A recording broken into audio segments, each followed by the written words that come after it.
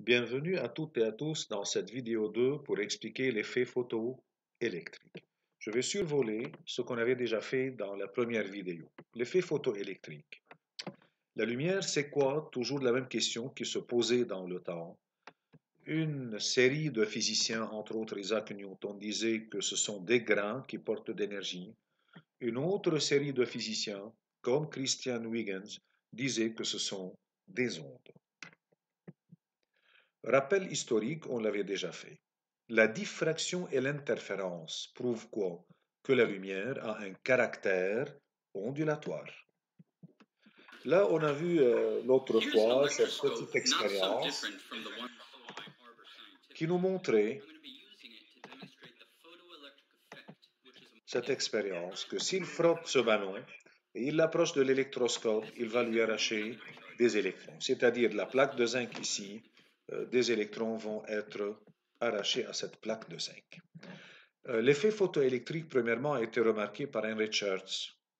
Il a fait cette expérience, il a envoyé des rayons lumineux vers un métal chargé électriquement négativement. Il n'a pas pu arracher des électrons, malgré que si la lumière était une onde comme on connaissait les ondes continues, quelle que soit sa longueur d'onde, elle devait arracher des électrons. Ceci n'a pas eu lieu. La lumière a arraché des électrons lorsque sa longueur d'onde était inférieure à un certain seuil. Et pour lambda inférieure à ce seuil pour un certain métal, l'effet a lieu. Ou bien pour une fréquence nue supérieure à une certaine fréquence seuil, ceci a eu lieu. Donc la théorie ondulatoire n'a pas pu expliquer. L'effet photoélectrique, c'est lorsque la lumière arrache des électrons. Max Planck, en 1900, il a fait sortir une petite théorie. Il a dit, une grande théorie, désolé. Il a dit que l'interaction entre lumière et matière ne se fait pas d'une façon continue, comme si c'est l'onde d'une vague d'eau, ou il y a des vagues d'eau qui se suivent. Non. La lumière ne peut donner à la matière de l'énergie que d'une façon discontinue, par paquet d'énergie. Un paquet d'énergie, lui, il l'a appelé un quantum, une quantité bien déterminée. Aujourd'hui, on l'appelle un photon. Un photon porte une énergie E qui est proportionnelle à sa fréquence nue, qui est égale à h fois nu, où h est la constante de Planck. Or, f, ou nu, la fréquence, égale à la célérité sur la longueur d'onde. Donc, un paquet d'énergie a une énergie E égale h fois nu égale h par c sur lambda. Les échanges d'énergie entre la lumière et la matière se font d'une façon discontinue. Voilà les paquets d'énergie, ils ont été dessinés de cette façon. Est-ce que les paquets ont cette forme? Non, c'est un dessin d'artiste. Ces rayons, s'ils ont une énergie suffisante, tombent sur un métal et lui arrachent des électrons. H, la constante de Planck, égale à 6,6 10-34. E, l'énergie d'un paquet, égale H fois nu.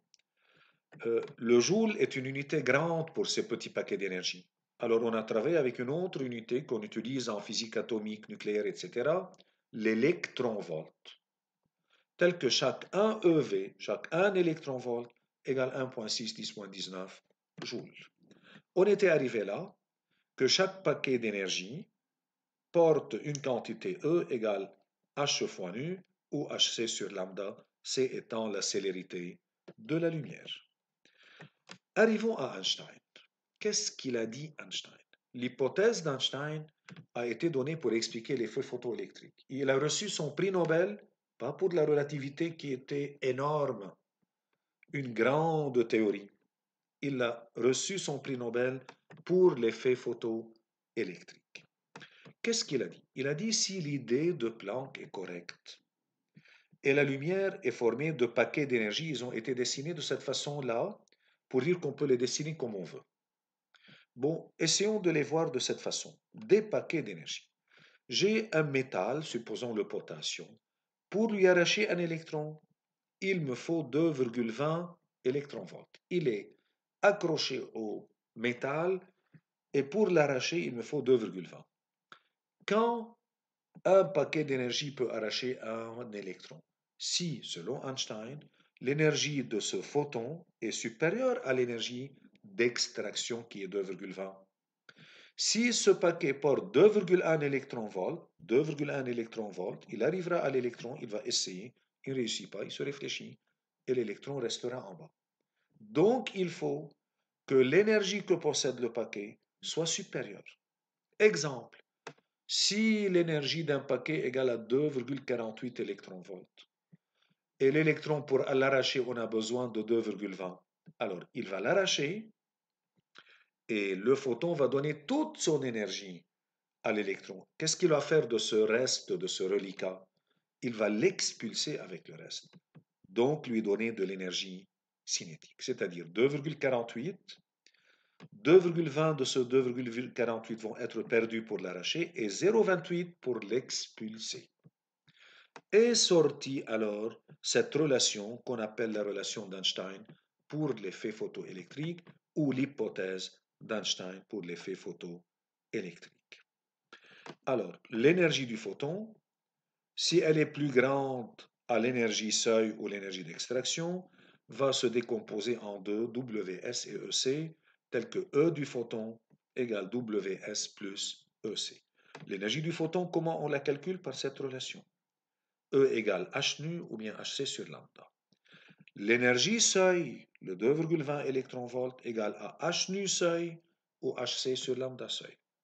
L'énergie cinétique de l'électron expulsé, c'est n demi m v carré. Ça, c'est la relation que je dois retenir dans tout ce chapitre.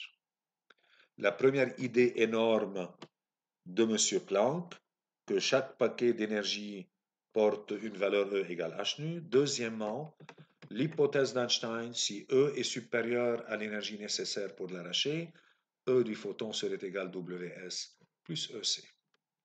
Ça, c'est l'énergie du photon, 2,48. 2,20 ont servi pour l'arracher et 0,28 pour l'expulser, donc lui donner une énergie cinétique. Regardez ici, j'ai des paquets d'énergie, un photon rouge qui tombe sur l'électron. Puisque sa longueur d'onde est grande, son énergie elle est faible, il ne peut pas l'arracher. Un paquet vert de longueur d'onde plus petite, donc d'énergie plus grande, va arracher des électrons. Et si je passe à l'ultraviolet ou au violet, il pourra arracher des électrons et leur donner une énergie cinétique plus grande. Revenons à cet exemple qu'on a déjà donné. Voilà des paquets d'énergie d'une lumière monochromatique formés de paquets de même longueur d'onde, donc encore de même longueur, de même couleur si vous voulez.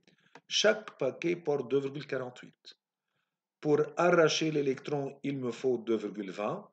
Le reste, c'est 0,28, c'est l'énergie cinétique. Donc l'énergie cinétique, c'est HF ou bien H nu moins l'énergie d'extraction. C'est-à-dire 2,48 moins 2,20. Ça, c'est l'hypothèse d'Einstein. Donc, que vaut l'énergie cinétique? 0,28. 0,28 électron-volts. Comment je les réduis en joules?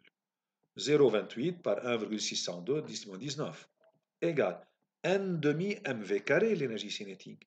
Donc n demi par la masse de l'électron qu'on connaît, 9,1 10-31 kg par la vitesse d'éjection au carré. J'aurai la vitesse de l'électron 3,1 15 mètres par seconde, bien sûr inférieure à la vitesse de la lumière.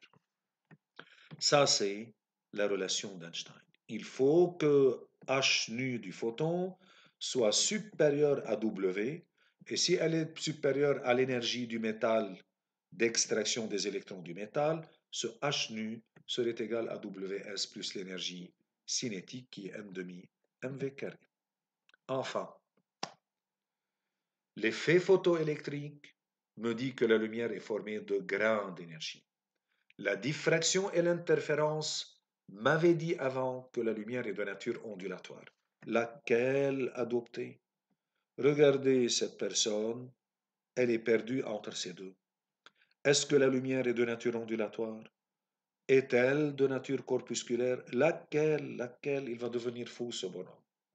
Jusqu'à l'arrivée de Louis de Broglie, qu'on écrit Broglie, c'est un français, mais qu'on prononce Louis de Broglie. En 1923, Louis de Broglie, il vient dire les deux modèles ne sont pas forcément opposés. mais qu'ils devraient plutôt coexister. C'est ce qu'on appelle la dualité onde-particule, c'est la solution de Louis de Broglie. Que la lumière a un caractère ondulatoire et la lumière encore a un caractère corpusculaire. Dans la diffraction et l'interférence, le caractère ondulatoire est prédominant. Dans l'effet photoélectrique, par exemple, ou l'effet Compton, c'est le caractère corpusculaire qui est prédominant. Donc les deux doivent coexister et cette personne ne doit plus se casser la tête. Regardez cette métaphore du cylindre que j'aime trop. J'ai un cylindre que j'éclaire d'en haut par de la lumière et je l'éclaire de côté. Si j'éclaire d'en haut, je vois une ombre circulaire. Si j'éclaire de côté, je vois une ombre rectangulaire. Donc la lumière, c'est quoi? Est-ce que c'est un caractère ondulatoire? Est-ce que c'est un caractère corpusculaire comme le cylindre? Le cylindre n'est pas un disque. Le cylindre n'est pas un rectangle. Le cylindre n'est ni l'un ni l'autre. La lumière, ce n'est pas un caractère ondulatoire, ce n'est pas un caractère corpusculaire, c'est la somme des deux, mais en réalité c'est quoi? On ne sait pas. L'essentiel. Depuis l'Antiquité, des modèles ont été proposés pour décrire la lumière. Selon les situations et les expériences, on retiendra. Le modèle du rayon lumineux, optique géométrique, est adapté pour décrire la réflexion et la réfraction que vous avez vu en classe de seconde. Le modèle ondulatoire est pertinent pour décrire diffraction et interférence dans le cas où l'obstacle ou la fente est de faible dimension par rapport à lambda. Le modèle corpusculaire ou particulaire, parfois on l'appelle, incluant la notion de photon, permet de décrire certaines interactions entre lumière et matière, comme l'effet photoélectrique. Et dans ce cas, un photon porte une énergie E égale h nu égale hc sur lambda. Pour répondre à la question, qu'est-ce que la lumière? Retenez, les modèles corpusculaires et ondulatoires se sont affrontés pendant des décennies, des dizaines d'années, et même, je peux dire, je me permets de dire des centaines d'années, pour finalement coexister. La lumière est formée de particules, la lumière a un caractère ondulatoire. Voilà l'effet photoélectrique, une expérience pour trouver l'énergie cinétique en fonction de la fréquence. À partir d'une certaine fréquence, l'énergie cinétique va augmenter. Lorsque la fréquence augmente, l'énergie cinétique augmente. Pour le vert, j'ai une vitesse. Pour le bleu, le photon bleu est plus énergétique, donc la vitesse d'expulsion est plus grande au lieu de 3, 10, 5, 6, 10, 5. Et donc, plus la fréquence augmente, plus pour un certain métal, l'énergie cinétique augmente. Si je prends un autre métal, j'aurai la même allure, mais faites bien attention, ces deux droites sont parallèles. Pourquoi? Parce que la pente, elle est la même. Quelle est la pente? C'est h. C'est la constante. Et ainsi, on peut déterminer h. Si je fais f, et à chaque f, la vitesse, donc l'énergie cinétique, je peux tracer cette courbe, cette droite, et trouver sa pente, qui sera h, la constante du Planck expérimental.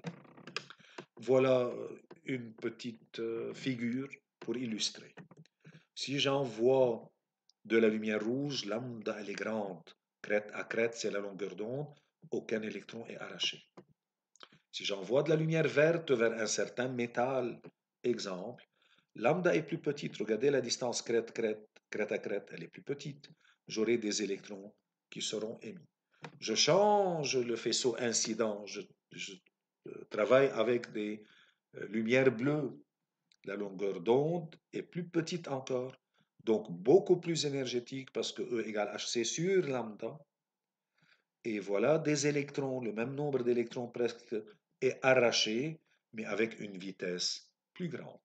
Parce que pour arracher l'électron, disons, j'ai besoin de 3 électronvolts, celui-là porte 4, chaque photon. Donc un électronvolt va être transformés en énergie cinétique. Ici, 3 électronvolts, 4 électronvolts seront arrachés, seront transformés en énergie cinétique. Enfin, une remarque trop importante pour les problèmes. Disons que j'ai des photons. Ainsi, on les dessine. C'est une figure, un dessin d'artiste. Comment on peut c'est quoi un photon et comment il est, on ne sait pas. On ne sait pas du tout. C'est un objet quantique qui n'est ni l'un ni l'autre, etc. Qui n'a ni masse, ni charge. Retenez, un photon, sa masse est nulle. Un photon, sa charge est nulle. Un photon, sa célérité, c'est celle de la lumière. Et c'est un paquet qui porte une énergie, E égale h nu. Et regardez un peu la lumière, elle est formée d'une façon discrète des paquets d'énergie. Bon, ces paquets d'énergie portent chacun une valeur 3 électronvolts. Pour arracher un électron de ce métal, il me suffit 2 électronvolts. Donc tous ces photons sont capables d'arracher des électrons.